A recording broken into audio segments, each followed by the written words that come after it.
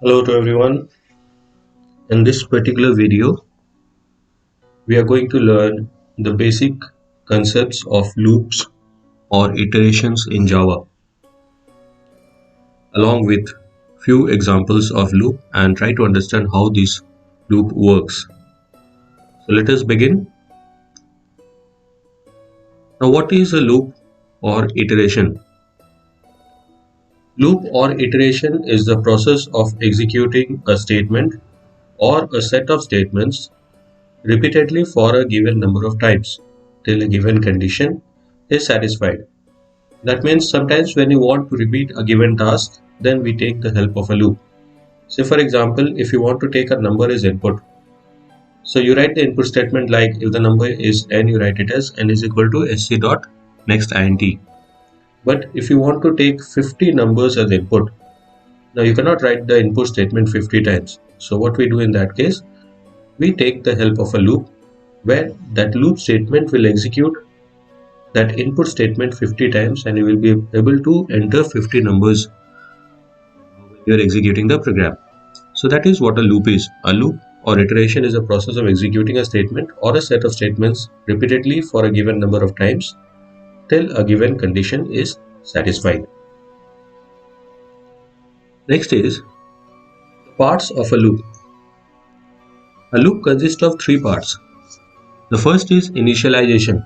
Initialization refers to the starting point of the loop, that is the starting value of the loop from where the loop will start. Next, condition.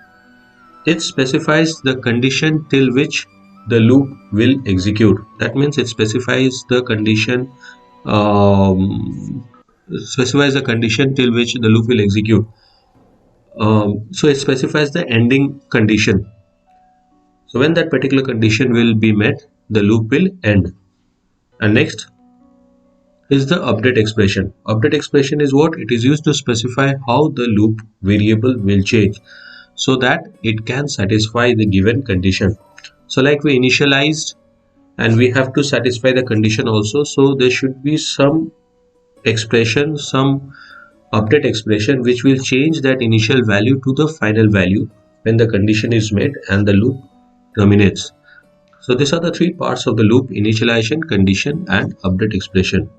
So for example, if we want to write a loop that will execute 50 times, so the initialization will be x is equal to 1. So the loop variable I have taken as x.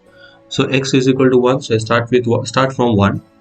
And since it will execute 50 times, the condition will be as long as the value of x is less than or equal to 50. So that is the condition. And update expression, that is how the value of x will change from 1 to 50. It will increase by 1. So I have written it as x plus plus. Same thing if I take another example, suppose I want to count from 50 to 1 in the reverse order. So in that case, the initialization of x will be 50. The condition will be, I'm going in the reverse order, so it should be greater than equals to 1. And the update expression will be x minus minus. So every time a loop is there, these three parts will be there directly or indirectly specified. Next, types of loop. Now loops in Java can be classified into entry control loop and exit control loop. Now what is entry control loop? Entry control loop is one in which the condition is checked at the very beginning of the loop. So like the condition that I said, which specifies the durability or the end point of the loop, that is specified in the very beginning. Whereas an exit control loop, the condition is specified at the end of the loop. So the exit control loop is one in which the condition is checked at the exit point of the loop. So what will happen? In entry control loop, since the condition is specified at the very beginning, so if the condition is not satisfied, the loop may not execute even once. But in case of exit control loop, since the condition is specified at the exit point, it will execute at least once even if the condition is not satisfied. So entry control loop will never execute if the condition is not satisfied. Exit control loop will execute at least once even if the condition is not satisfied. Examples for entry control loop: for loop and while loop, whereas that of exit control loop is a do while loop. Next, we are going to see the syntax of the three types of loops, that is for loop, while loop and do while loop. Now, in case of a for loop, for initialization, semicolon, condition, semicolon, update expression, then braces, we write the statements, and then closing braces. Now, if there is only one statement, the braces becomes optional. If there are multiple statements for a particular loop, the braces becomes compulsory. And initialization, condition and update expression, it is not necessary that you have to specify it over here only. It can be specified and placeholders can be left. Like if I want to initialize it outside the loop, I can do that. But the semicolon should be there, indicating that the first part is empty. So like this, initialization, condition and update expression, these three parameters must be specified when we are writing that for loop. It is not compulsory that it has to be written here itself. It can be before or inside the loop as well. That is, initialization can be before and update expression can well be inside the loop. We'll look into some examples that will help us to understand later. Next, for the same loop, if I want to write it using a while loop, initialization goes outside compulsorily. Then while we put the condition, then braces, then comes the statements, and then update expression, and then the closing braces. So what I'm doing is I'm converting the same for loop using a while loop. So if the same for loop is converted into a while loop, then the syntax will be something like this. Initialization goes out, while, and then condition, and then statements, and then update expression. Whereas the last one, in case of a do while loop, again the initialization goes out, we write do, then braces, statements, update expression, and then while, condition, and then put a semicolon. Now you can see over here why do while is called an exit control loop, because you can see the condition is checked at the exit point of the loop, at the very end, that is do, and then braces, then statements, and update expression, then while, and then the condition is checked. So that is what is meant by exit control loop, and the condition is checked at the exit point of the loop. So in this case, even if the condition is not satisfied, the loop will execute once. Now let us look into some examples. For loop. So for I is equal to 1, that is the initialization part, I less than is equal to 10, that is the condition part, and I plus plus, that is the update expression. And then I'm printing what? System.out.println I. So what this will do, it will print all natural numbers from 1 to 10. The same loop, if I want to write using while, the initialization part goes out. So int I will be the first thing. Then the condition, while I less than equal to 10. Then the statement, system.out.println I. Then the update expression I plus plus, and then braces closed. So this is a simple example where a for loop is converted into a while loop. And if I write the same using do while, initialization goes out. So do system.out.println I, then the update expression I plus plus, and while I less than is equal to 10, that is a condition. So the same loop, the same code is written using three different loops. Next, we'll look into a few more examples of for loop and while loop. The first example, it says int I for I is equal to 1, I less than 5, I plus plus, system.out.println I. Now to find the working of a loop, you can draw a table and then execute the loop by putting the values in the table. Now I'll show you how to do that. This is called dry run methodology. So in what sequence the statements will be executed, that is very important to understand in case of a loop. Now when you are executing a loop, Initialization is the first statement that is executed. Then the condition is checked, but the update expression is the last statement that is checked. So the update expression is executed, that is I++ is executed only when the loop returns back. So the sequence in which the statements will be executed is I less than 5 or less than equal to 5, system.out.print ln I++. Now what is the first value of I? I is initialized to 1. 1 is less than 5, yes. It will print 1 and I++ will make it 2. So when the loop goes back, it goes back with the value of I as 2. Again the condition is checked, 2 less than 5, yes. So it will print 2 and the value of I will become 3. Then 3 less than 5, yes.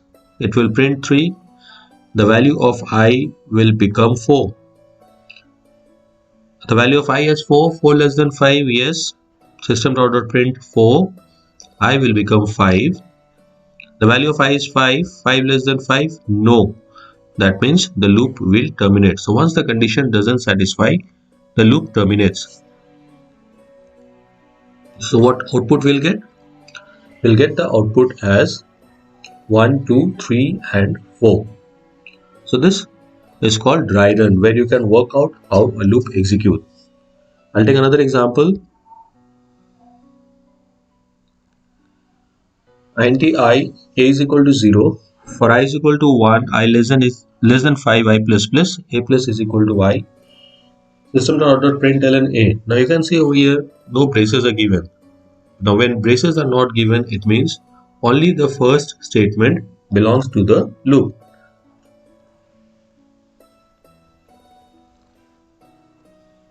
So let us see the dry run. The sequence of the statements will be like I less than 5, then a plus is equal to I, and then I++. Remember, system.out.println a is not a part of the loop, so that will not be included in the table. That statement will be executed only when the loop terminates. Begin with the value of I as 1. Yes. So a is equal to 0 plus 1. The value of a is 0 initially. So 0 plus 1 is 1. I becomes 2. 2. 1 plus 2 is 3 because the previous value of a is 1. Then 3 less than 5. The previous value of a is 3. So 3 plus I, that is 3 is 6. I becomes 4. The previous value of a is 6. So 6 plus 4, 10. I becomes 5. 5 less than 5, no. The loop terminates. Now the output statement will be executed, that is system.out.println a. So what is the last value of a? The last value of a is 10. So the output will be getting as 10. Let us quickly move into the next example.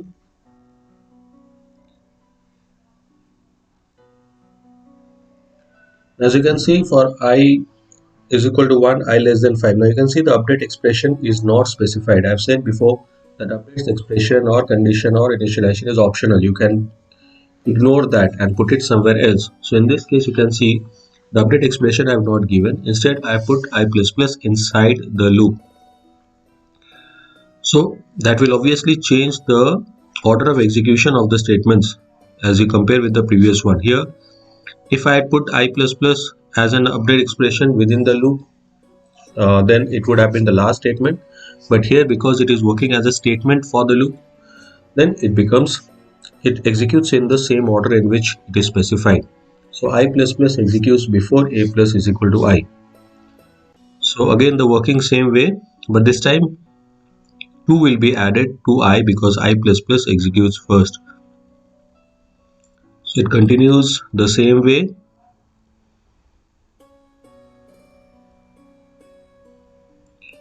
So what output are we going to get? We are going to get the output as 14.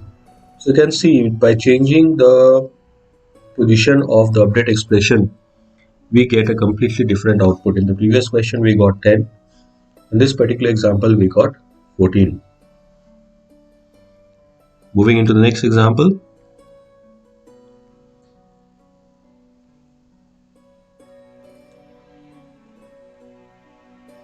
Again, you can see the update expression is not here.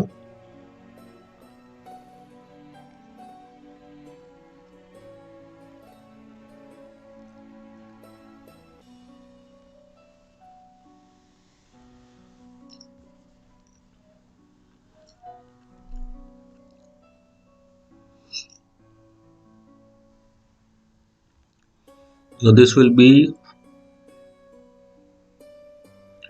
20.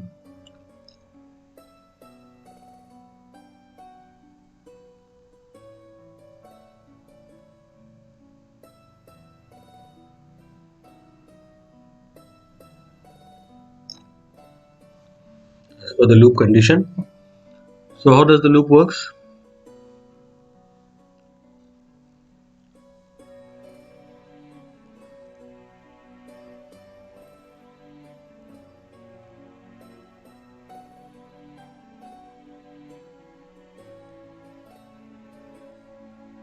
You can see the condition says less than 20.